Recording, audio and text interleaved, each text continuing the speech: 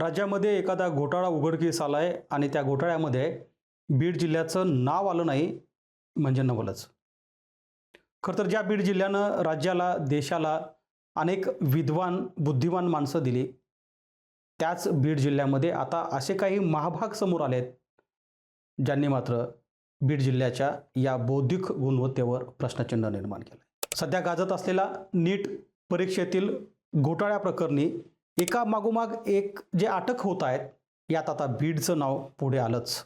खरं तर बीडच्या सीमेवरती बॉर्डरला असलेल्या लातूर जिल्ह्यामध्ये कशा प्रकारे नीट परीक्षेचा बाजार या भामट्यांनी बांधला, त्यांचं बीड कनेक्शन काय?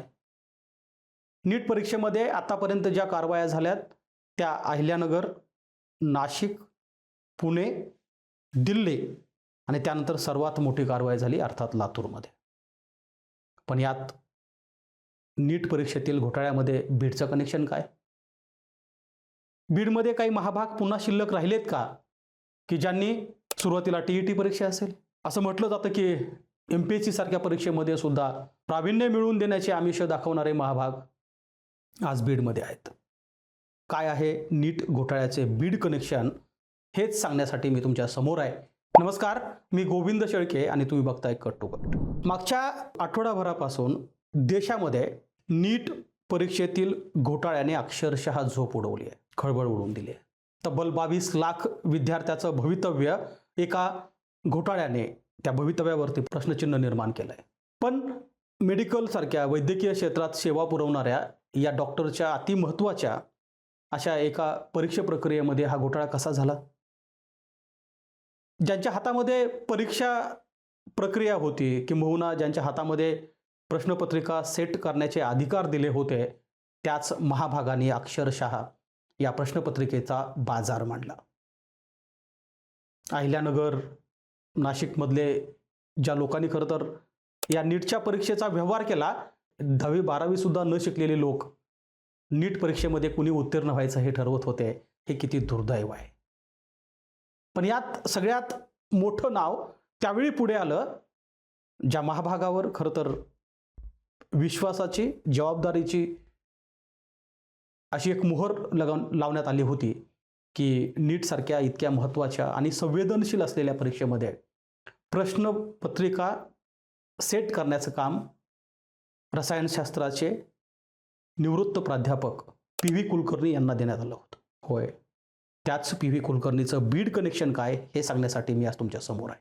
PV कुलकर्णी ज्या महाभागाला तुम्ही बघताय मागच्या आठवडाभरापासून की स्वतःची एक 13 वर्षापासून चालू असलेली डिपर नावाची संस्था मोठी करण्यासाठी, कोचिंग क्लासेस चालवण्यासाठी त्याने नीट परीक्षेमध्ये कोणते प्रश्न येणार आहेत ते आधीच विद्यार्थ्यांना सांगून मोकळे झाले होते. बरं, हे केवळ 2026ला झालेल्या नीट परीक्षेच्या प्रकरणात घडलंय का, की यापूर्वी किती वर्ष अशा कित्येक बॅच, असे किती बनावट विद्यार्थी हे नीट परीक्षेतून पास होऊन गेले, हा तर तपासाचा मुद्दा आहे. मात्र आत्ता तूर्त जे समोर आलंय ते असं आहे की 2026मध्ये झालेल्या नीट परीक्षेमध्ये जी परीक्षा प्रश्नपत्रिका सेट करण्यात आली होती, ज्यात प्रश्न टाकण्याची जबाबदारी रसायनशास्त्राचे ज्या PV कुलकर्णी नावाच्या या भामट्यावरती होते, त्याने मात्र स्वतःच्या विद्यार्थ्यांना आधीच प्रश्न देऊन मोकळा झाला होता. कोण आहे हा PV कुलकर्णी?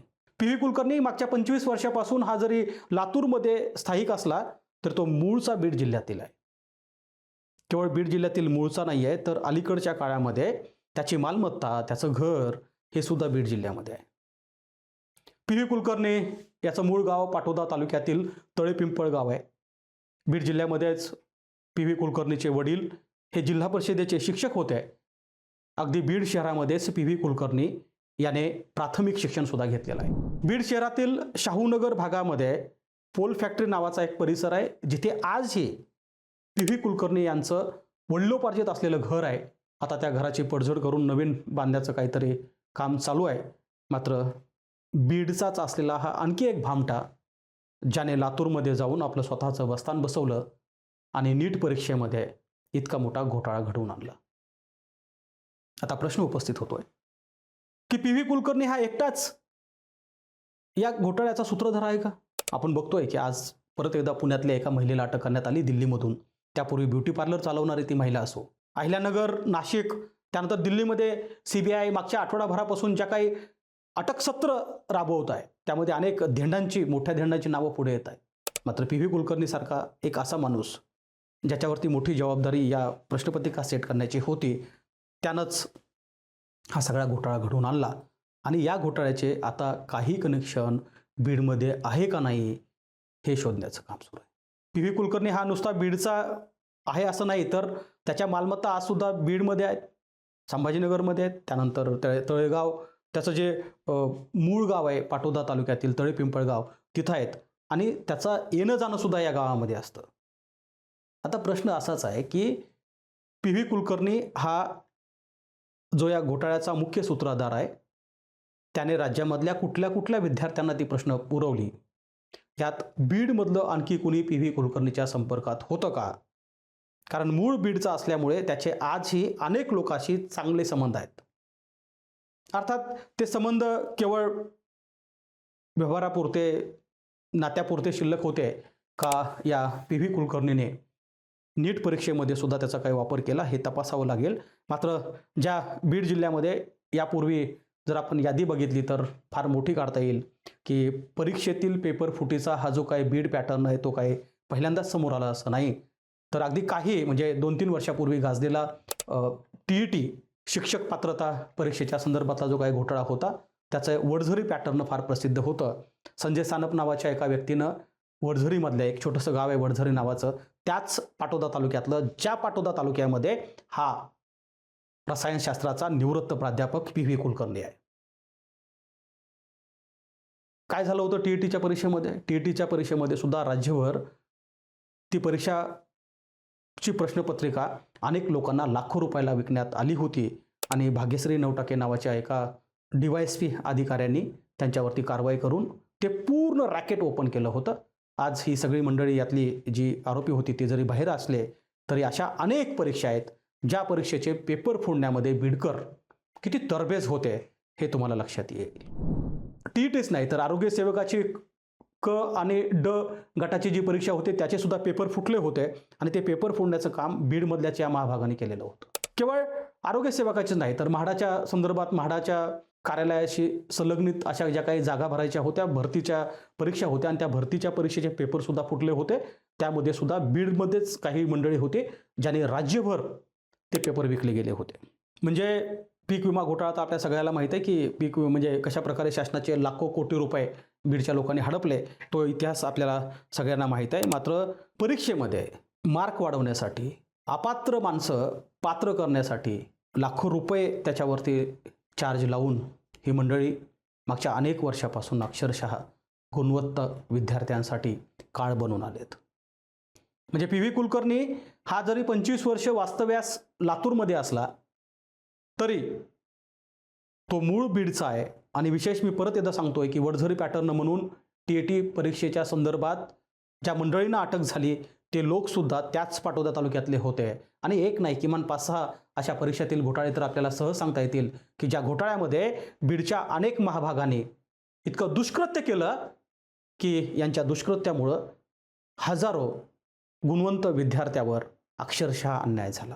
22 लाख विद्यार्थ्यांनी ही परीक्षा दिली आणि त्यांच्या सगळ्यांची ही जी परीक्षा आहे ती रद्द झाली आहे. आता पुन्हा एकदा या मुलांना परीक्षा द्यावी लागेल. मात्र नीट परीक्षेमध्ये झालेल्या घोटाळ्याच्या पुढे आता सगळ्यात मोठा प्रश्न असा आहे की हे केवळ 2026च्या परीक्षेमध्ये घडलं का? 2026च्या प्रकरणात म्हणजे 2026मध्ये म्हणजे यावर्षी झालेल्या परीक्षेमधल्या घोटाळ्यात तर आता सगळं प्रकरण जरी समोर आलं असलं तर यापूर्वी कोणत्या कोणत्या वर्षी राज्यामध्ये, देशामध्ये कुठल्या कुठल्या मुलांना या महाभागाने प्रश्नपत्रिका पुरवल्या होत्या, प्रश्न पुरवले होते, जी मुलं खरं तर आपण बघतो की नीट परीक्षाचं प्रिपरेशन करणं इतकं सोपं नसतं.